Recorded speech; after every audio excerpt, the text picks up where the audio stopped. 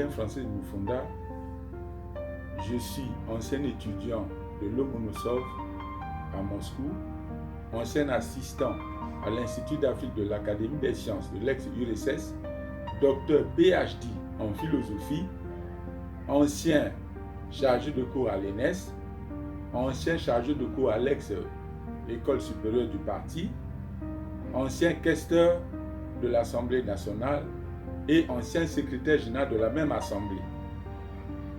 Actuellement, je suis secrétaire général de la Commission nationale des droits de l'homme. Je suis également auteur de Prioritologie, livre paru aux éditions Public Book à Paris en 2012.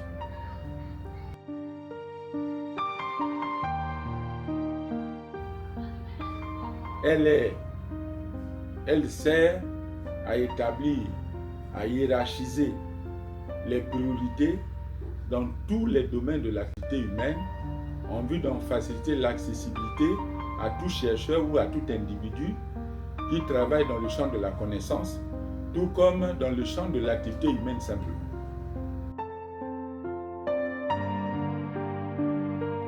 Pour mettre en pratique la prioritologie, il s'agit simplement d'observer la vie quotidienne de chacun. Chacun de nous est confronté à des situations telles qu'il doit prendre des décisions en fonction des problèmes qui se posent. Parce que un travailleur qui se lève le matin, il doit arriver à son bureau, mais il a un certain nombre de problèmes qu'il doit résoudre. À ce moment-là, il faut qu'il voit ce qui est urgent et important qu'il doit résoudre tout de suite. Et il doit également voir ce qui est important qui est peu urgent, qui peut attendre. Et il doit également voir ce qui est urgent et peu important. À ce moment-là, ça, si c'est un dirigeant, il peut déléguer ça à quelqu'un. Maintenant, ce qui est urgent, peu urgent et peu important, il peut abandonner. Voilà à peu près la classification qu'il faut pour pouvoir hiérarchiser les problèmes.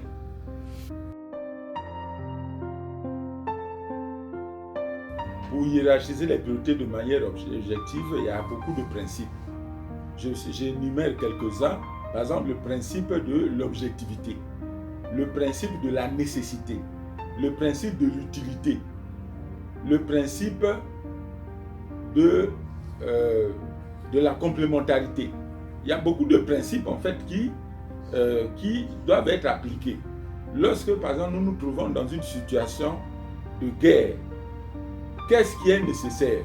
Qu'est-ce qui est prioritaire? C'est le fait qu'il faut sauvegarder la vie. À ce moment-là, ça devient une priorité absolue. Maintenant, il y a d'autres priorités. Par exemple, je suis dans une situation, je dis qu'est-ce qui est utile? Je me pose la question, qu'est-ce qui est utile dans tout ce que je fais? À ce moment-là, je dis que ce qui est utile, c'est d'abord ceci. C'est d'abord cela. Et ce qui me permet, effectivement, à partir de ça, de pouvoir déterminer qu'est-ce qui est par rapport au temps, parce que tout est lié aussi au temps. Par rapport aux circonstances, je dois pouvoir m'orienter rapidement et pouvoir déterminer ce qui est utile.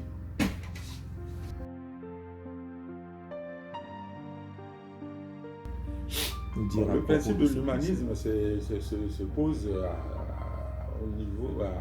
à plusieurs niveaux. C'est-à-dire que toute activité humaine, pour qu'elle puisse être utile à l'humanité, elle doit s'appuyer sur le fait qu'elle doit tenir compte du fait que ce que je suis en train de faire ou l'invention que je suis en train de faire ne doit pas détruire l'humanité. Elle doit plutôt apporter un plus à l'humanité. Elle doit faire progresser l'humanité. Donc, toutes les activités que je mène, si je suis par exemple dans une ville, je suis en train de créer une activité, il faut que je tienne compte du voisinage. Il faut que je tienne compte des hommes qui vivent. Parce qu'il y a des gens, par exemple, qui produisent, qui font des usines, ils mettent en chantier des produits de telle sorte que ça détruit l'environnement. Ça, par exemple, c'est très mauvais. Ça veut dire qu'on ne respecte pas le principe de l'humanisme. Le principe de l'humanisme, je fabrique mes savons. Est-ce que mes savons dégagent quels déchets? Est-ce que ces déchets nuisent à l'environnement? Ça nuit aux êtres humains.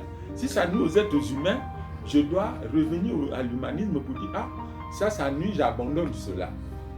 En fait, si les hommes s'étaient appuyés sur les principes de l'humanisme, il n'y aurait pas eu les bombes. On n'aurait pas fabriqué des bombes parce qu'il n'y a que l'homme qui a créé des engins dans toute la création.